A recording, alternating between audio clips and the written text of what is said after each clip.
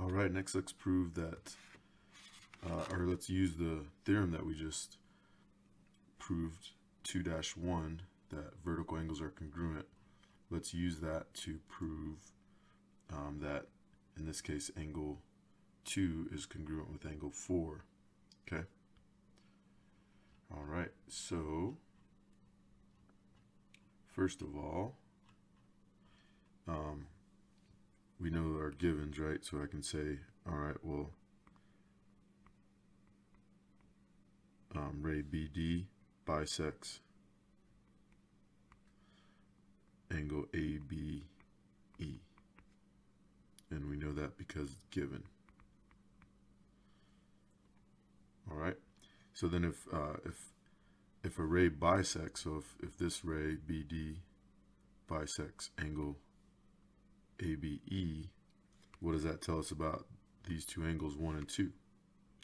That's right, they have to be congruent. So angle 1 is congruent to angle 2, right? And the reason we know that is definition of bisects, right? So you could put definition of angle bisector, or you could just say,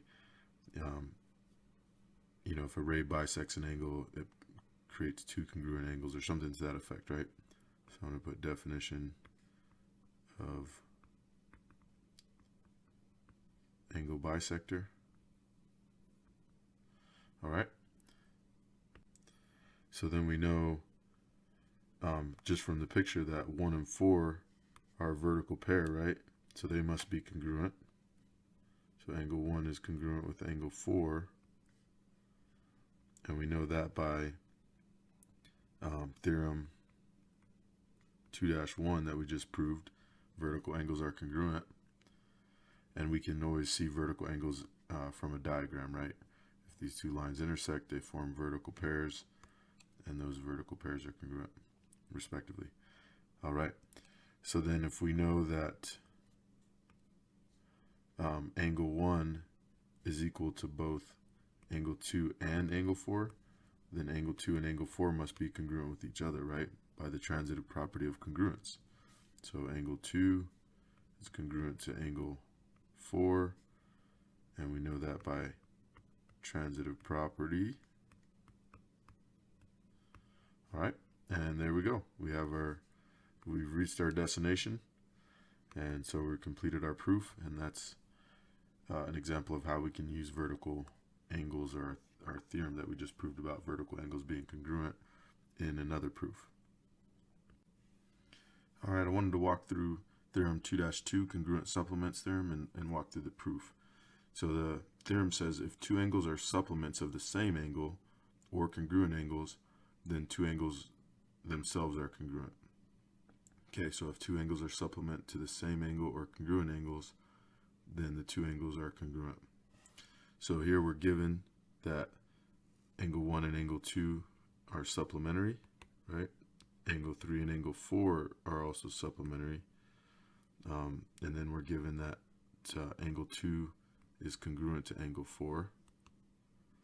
And we're trying to prove that angle 1 is congruent to angle 3, right? So these two angles that are supplements with congruent angles, that they're equal to each other or congruent to each other.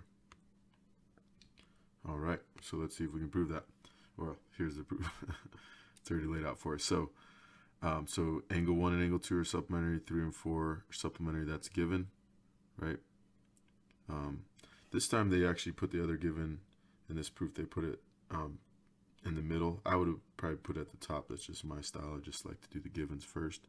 But the way that it's here, it kind of flows more with,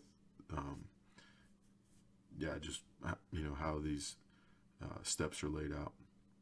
So basically, if two angles are supplementary, then they add up to 180, right?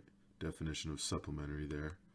And so that follows, those first givens. So that's why they chose to put that in next. And then we can say, okay, well, since each of these equal 180, right, that means they must equal each other. So that's a transitive property, right? So we can say they equal each other. All right. And then now they throw in, oh yeah, well, angle 2 is congruent with angle 4 given, right? And then so if the angles are congruent, that means their measures must be the same. Definition of congruent, right? And so so now what they're saying is, okay, well, if these angles are congruent with each other, we can subtract the same value from each side of this equation, right? And we can end up with measure of angle 1 is equal to the measure of angle 3, right? And we can do that by the subtraction property of equality, because we're just subtracting equal values on the same side. And then if the measures are the same, the angles must be congruent, and that is the definition of congruent angles, right? Angles that have the same measure are congruent. And so that's the layout of that proof, okay? So,